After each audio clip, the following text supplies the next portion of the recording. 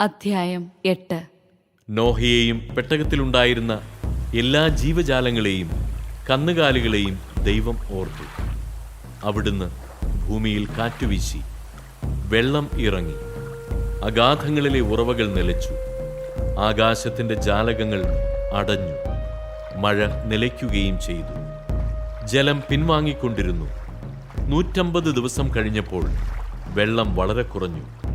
7-ാം മാസം 17-ാം ദിവസം പെട്ടകം അറാറാത്ത് പർവ്വതത്തിൽ ഉറച്ചു. 10 മാസത്തേക്ക് വെള്ളം കുറഞ്ഞുകൊണ്ടേയിരുന്നു. 10-ാം മാസം 1-ാം ദിവസം പർവ്വത ശിഖരങ്ങൾ കാണാറായി. 40 ദിവസം കഴിഞ്ഞപ്പോൾ നോഹ പെട്ടകത്തിൽ താൻ ഉണ്ടാക്കിയിരുന്ന കിളിവാതിൽ തുറന്ന് ഒരു മലങ്കാക്കയെ പുറത്തുവിട്ടു. വെള്ളം വറ്റുവോളം അത് അങ്ങുമിങ്ങും പറന്നു നടന്നു. ഭൂമിയിൽ നിന്ന് വെള്ളമിറങ്ങിയോ എന്നറിയാൻ അവൻ ഒരു പ്രാവിനെയും വിട്ടു. കാലുകുത്താൻ ഇടം കാണാതെ പ്രാവ് പെട്ടകത്തിലേക്ക് തന്നെ തിരിച്ചു വന്നു. ഭൂമുഖത്തെല്ലാം അപ്പോഴും വെള്ളമുണ്ടായിരുന്നു.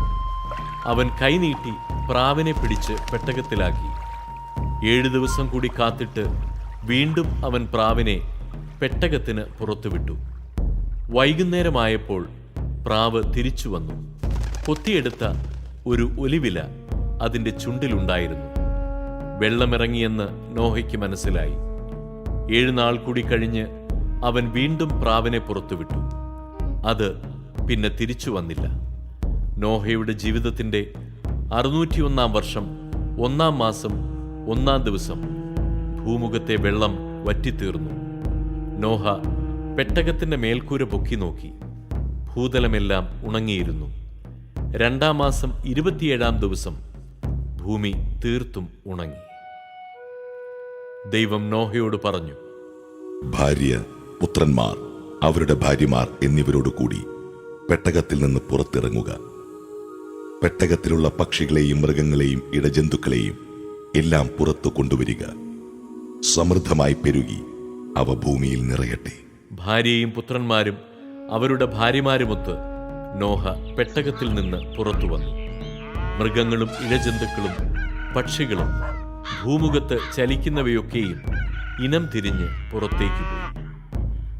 നോഹ കർത്താവിന് ഒരു ബലിപീഠം നിർമ്മിച്ചു. ശുദ്ധിയുള്ള എല്ലാ മൃഗങ്ങളിലും പക്ഷികളിലും നിന്ന് അവൻ അവിടുത്തേക്ക് ഒരു ദഹന ബലിയർപ്പിച്ചു. ആ ഹൃദ്യമായ ഗന്ധം ആസ്വദിച്ചപ്പോൾ കർത്താവ് പ്രസാദിച്ചരുളി, മനുഷ്യൻ കാരണം ഭൂമിയെ ഇനിയൊരിക്കലും ഞാൻ ശപിക്കുകയില്ല. എന്തെന്നാൽ തുടക്കം മുതലേ അവന്റെ അന്തരംഗം തിന്മയിലേക്ക് ചാഞ്ഞിരിക്കുകയാണ്.